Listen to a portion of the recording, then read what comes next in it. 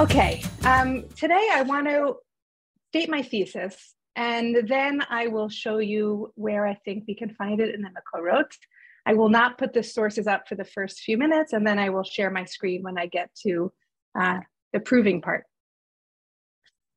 We tend to think about Sotah as a ritual that pertains to women, a difficult ordeal, embarrassing, violent, perhaps, definitely challenging. Or we think of it as an intramarital event, a way to temper a husband's jealousy. In other words, a ritual that pertains exclusively to the relationship between a husband and a wife. I, for one, have had a good deal of difficulty thinking about the spectacle aspect of this event, the public nature of it, the gazing. Today, I would like to reframe Sotah and offer an alternative lens that emerges from looking at Sotah in its biblical context in Bamidbar and paying attention to its neighbors to help us think about the ritual in a different way. By neighbors, I mean the first two sections in Parakeh of Naso, V'yishalchu min ha'machaneh kol tzarua v'chol zav v'chol tamei lenefesh, as well as Zelat Hager, and Nazir, which shows up after Sotah in Parak Vav.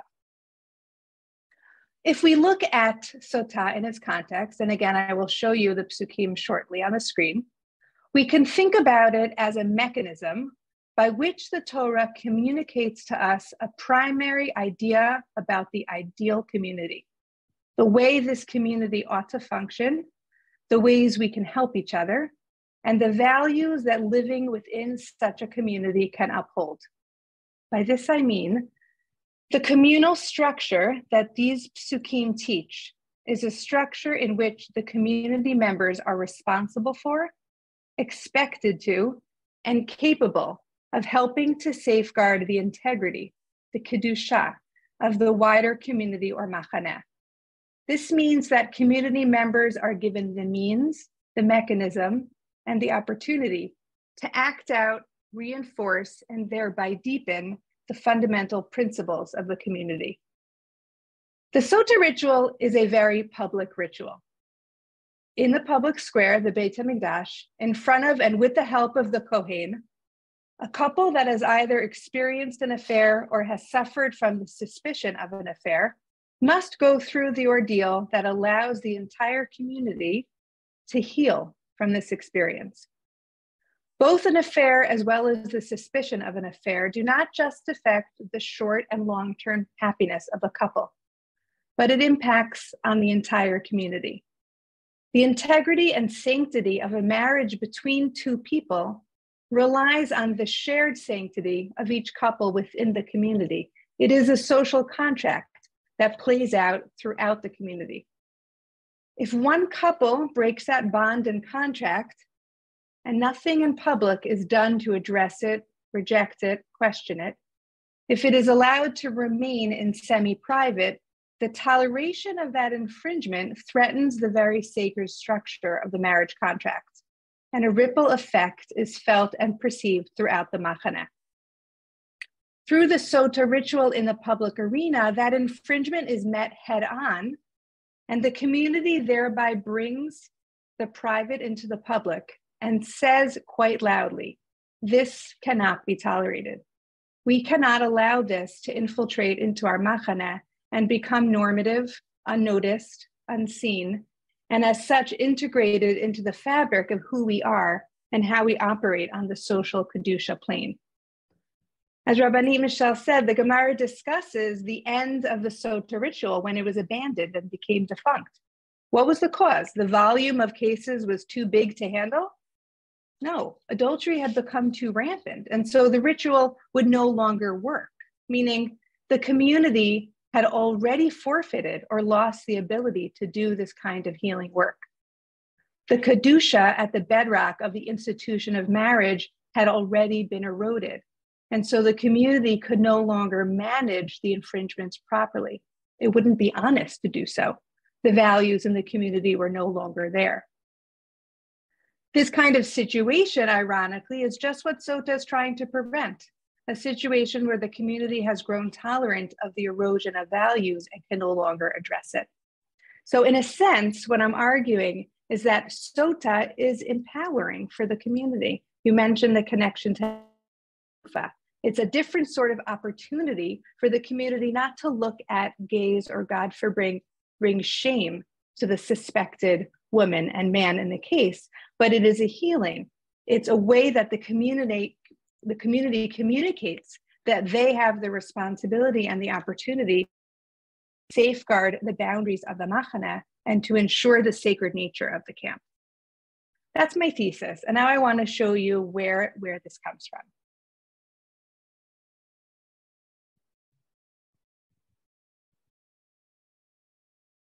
Okay, so if we look at the psukim in context, what you see right here on this first page are the psukim from Bamidbar Hey.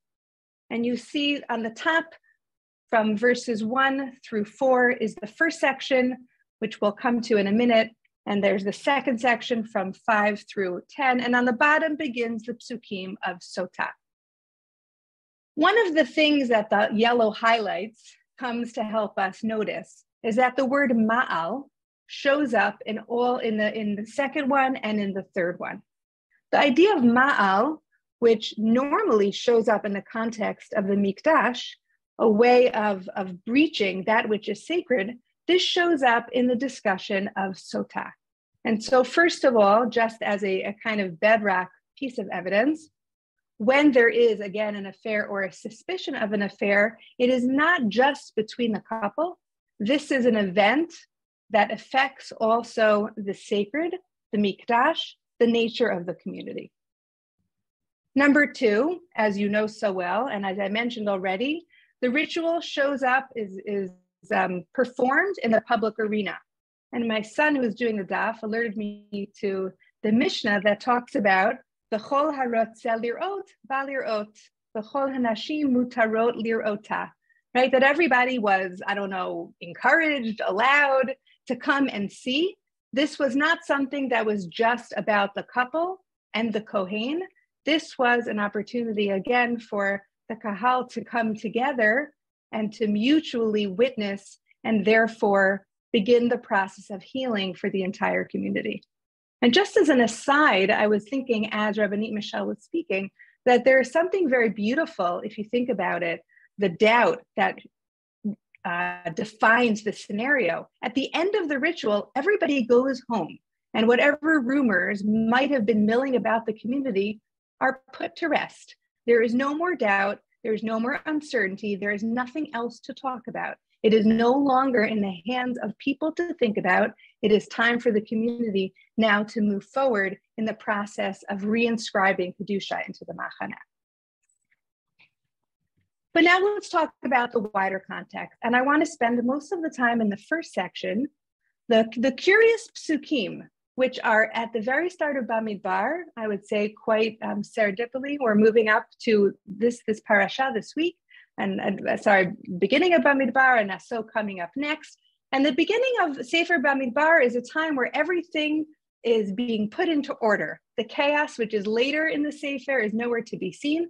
This is a time where everybody is getting their mission and their place and the flags, and we're ready to move forward. And before there's any movement, we have our psukim at the top of Parakeh.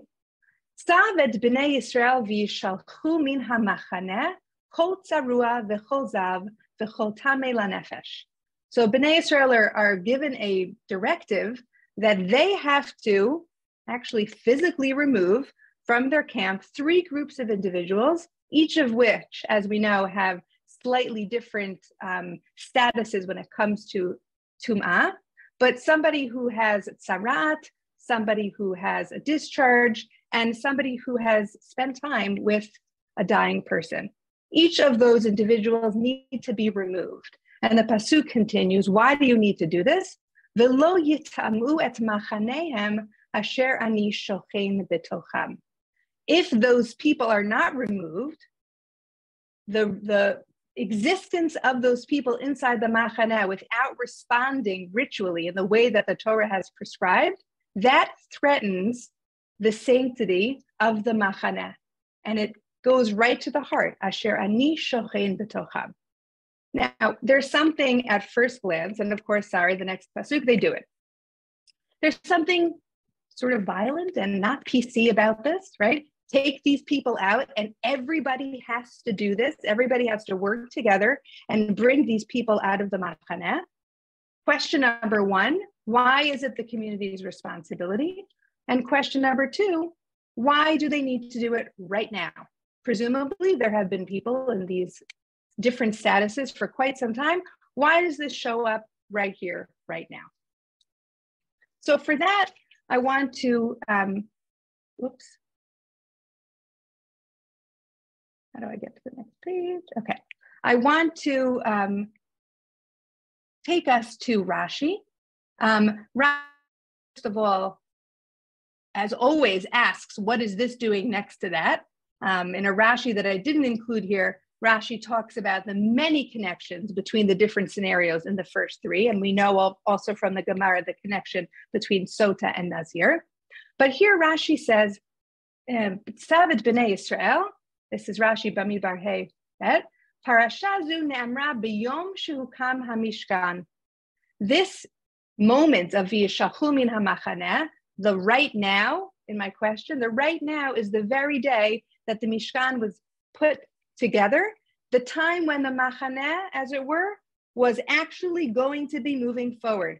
This is the national symbolic moment enacting the empowering truth that we are all responsible for maintaining the Machaneh. So right now is the time to look around, to notice who's in your midst, and to do what be done to keep the Machaneh running properly.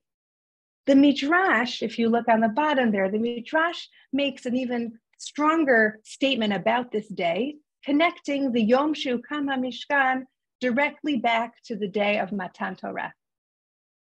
We have two Midrashim to look at. One is here from Vayikra Rabbah, and the Midrash says as follows: Tani Rabbi Shimon ben Yochai, B'sha'a she'amdu Yisrael al Har Sinai v'amru, Kol asher diber Hashem na'aseh v'nishma, be'ota sha'a lo haya behen zav u'metzora, v'lo chigrin, v'lo sumin, v'lo ilmim, v'lo chirshin, v'lo shotin. Says Rabbi Shimon ben Yochai, on the day when the Jews stood at Har Sinai and they said, we will do and we will listen, at that moment, there was not among Am Yisrael, not anybody who was a Zav, who was a Metzorah, and nobody who had any kind of physical disability. And on that moment, the Midrash quotes the pasuk from Shir HaShirim, in God's eyes, Kulach yafa ra'ayati umum ein bach. Perhaps they did physically have these disabilities, but in God's eyes, everybody was perfect. At that moment, at Matan Torah, the entirety of the people looked to God fully whole. V'kevan shechat'u lo avru yamim kalim ad shenimtzahu behen zavim u'metzoraim alota sha'hu omer v'yishalchu min ha'machaneh kol tzarua b'chol zav. So this Midrash says that at the moment of connection, with the first real marriage, right, between God and the Jewish people, and Matan Torah, there was this status where everybody was b'li mum, b'li tzarat, b'li zav, but that didn't last long. And by the time we come to our moment of the Yom Shehukam HaMishkan, there were people in this status. And now this is when the Jewish people are told, okay, time to take them out in a certain way, time to restore Am Yisrael to the status that they had at Matan Torah. If we look at the next Midrash to build on this idea, looks funny on mine.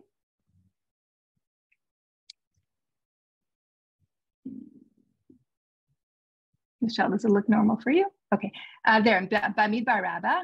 Bamidbar Rabbah says it a little bit differently. And we're looking right at the highlight. Ketzad, b'sha'a sheyatzu Yisrael mitzrayim, hayu kol ruban ba'alei mumim. When they left Mitzrayim, they were all ba'alei mumim. Why? Mipnei shahayu yegeim batit u'balevenim ve'olim l'rosh habinyan. The mumin, as it were part of their normal work of slavery. This was the mark of their experience. And when they came to Matan Torah, Kevan sheba'u lemidbar Sinai amar ha'elokim, kahu kvodah shel Torah, she'eten ota lador ba'alei mumin. Would this be the kavod of the Torah, to give the Torah to the group of people that are like this? Rather, ma'asai Elokim, amar lamalachim sheyirdu etzel Yisrael, ve'yir pa'u otan. So he gave them the opportunity, right? The malachim came down and he healed them. That's at Matan Torah. But when we're now in the time of B'yom Shu Kam HaMishkan, it's not God anymore who is offering the refuah. Now it is in the hands of Moshe telling the Jewish people, V'yishalchu min hamachaneh. It is your responsibility. I am ready. Lahashrot shchina beinechem. I am ready to fully inhabit in your machaneh in a more mature way, perhaps, than we were at Matan Torah. And now it is your responsibility to take matters into your own hands, to notice who is in your midst, not, God forbid, to evict, not for the purpose of saying you don't belong here, but the way that Tum'ah works, and we learn this in Vayikra, it's a rotating structure. People come into these statuses all the time. It's like how I feel on Friday night when people who have just gotten up from Shiva come in to the shul. So each of us will be in that place at some point, and we look at each other, we notice each other, we welcome people back in after they've been out.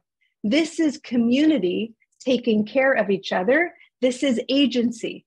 This is no longer the hands of God. This is what the Torah is teaching us. The community has the responsibility when it comes to Tumah, and the community has the responsibility, as we said, when it comes to Sotah. The idea of Korban Chatat, which again is so important when we're talking about issues of Tumah, Korban Chatat teaches us, we know from, let's say, postpartum, a woman after she gives birth gives a Korban Chatat, and the famous question, how could that be? Did she do any kind of sin? It's the opposite of a sin.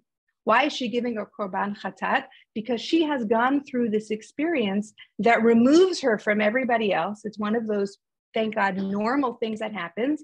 She needs to respond ritually by recognizing that failure to respond, for her, no big deal. But this is a communal event. This has an effect on everybody else. The laws of Tumah disabuse us of the narrative that we tell ourselves sometimes, that my life is my life, your life is your life, I'll do me, you do you. The Torah says that's not the ideal of a Jewish life.